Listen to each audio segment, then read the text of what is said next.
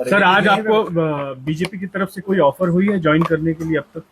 धमकियां बहुत मिली कि बीजेपी में आ जाओ, अच्छा रहेगा तुम्हारे लिए, तुम्हारे परिवार के लिए। तो मुझे तो मतलब बहुत शर्म आती है कि इतने बड़े प्रधानमंत्री, इतने बड़े अमित शाह, उनके पोते की उम्र का मैं हूँ, उनके पोते की उम्र के बच्चों को इस तरह की धमकियां देते हैं।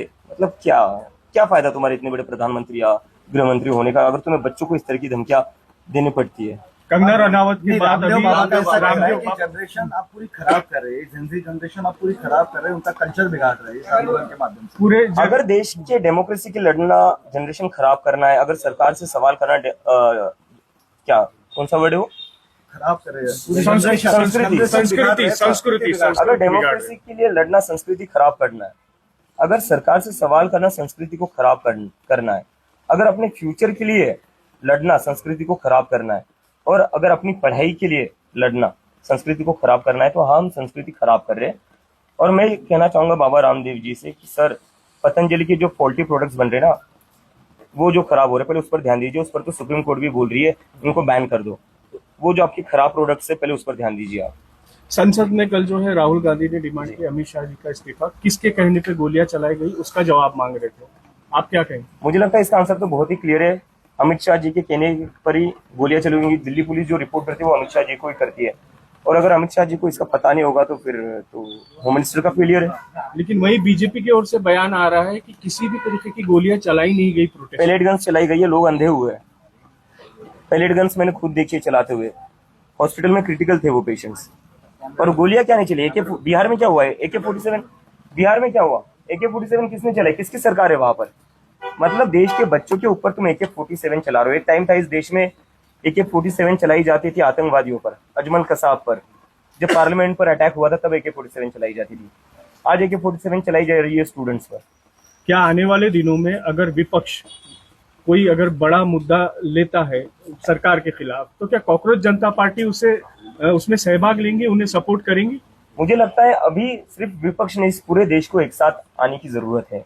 इस देश में जो लोकतंत्र है, जो चीजें चल रही है, अभी भी क्या हुआ, हमारा प्रोटेस्ट खत्म होकर कुछ दिन ही हुए, सरकार ने आश्वासन दिया था कि किसी भी स्टूडेंट्स को तंग नहीं करेंगे, लेकिन फिर भी स्टूडेंट्स के घर जाकर उनको धमका रहे हैं, उनको डिटेन कर रहे हैं, उनको अरेस्ट की धमकियां दे रही है। एक तरीके से लोगों की आवाज दबाने की जो कोशिश की जा रही है, उससे तो एक चीज साफ पता चलती है, ये सरकार डेमोक्रेसी में बिलीव नहीं करती है, लोकतंत्र में बिलीव नहीं करती है। इस सरकार की वजह से इस देश का डेमोक्रेसी और लोकतंत्र कमजोर हो चुका है। लोकतंत्र को बचाने के लिए, संविधान को बचाने के लिए सिर्फ विपक्ष नहीं, सभी लोगों को एक साथ आना पड़ेगा, और हम सब एक साथ आएंगे। विदेशी फंडिंग आपको हो रहा है, किया जा रहा है फंडिंग, मुझे लगता है अगर हमें विदेशी फंडिंग मिल रही है या हमें विदेश से कंट्रोल किया जा रहा है, तो ये तो अमित शाह जी का फेलियर है। फिर अमित शाह जी को भी रिजाइन देना चाहिए। इतने बड़े चाणक्य के होने के बावजूद विदेश से फंडिंग कैसे आ रही है, विदेश से कैसे कंट्रोल हो रहा है? सर शिक्षा मंत्री पर प्रियंका गांधी ने जो बयान दिया उसके ऊपर आप क्या कहेंगे? बयान क्या था, मैंने सुना नहीं। उन्होंने कहा था कि प्रियंका गांधी ने कहा कि ये भी वैसे जिसको हटाया गया बस उनकी रिप्लिका है। हाँ, मतलब अब देखो बीजेपी में क्या है, उनके पास लोग भी तो नहीं है। अभी मैंने देखा वो शिक्षा मंत्री का कोई वीडियो वायरल हो रहा है, जहाँ पर वो जो गुजरात में बिल्किस बानो का रेप हुआ था, उसके रेपिस्ट का स्वागत कर रहे थे। तो ये पार्टी बस गुंडों और बलात्कारियों का स्वागत करने में ही इनका वही काम है। इस देश में कहीं पर भी बलात्कार होता है, बीजेपी के लोग पहुंच जाते हैं हारमाला लेकर कि भाई बहुत अच्छा काम किया तुमने, आओ तुम्हारा स्वागत करते हैं। कुलदीप सेंगर तो इनकी ही पार्टी का है। ये पार्टी में बलात्कारी और गुंडों का ही स्वागत किया जाता है और उनको ही सम्मान मिलता है, और बाकी जो हम जैसे नागरिक हैं, हम जैसे जो स्टूडेंट्स है, उनके लिए पैलेट गन है, उनके लिए लाठी है, और बिहार में तो AK-47 भी निकाल दी।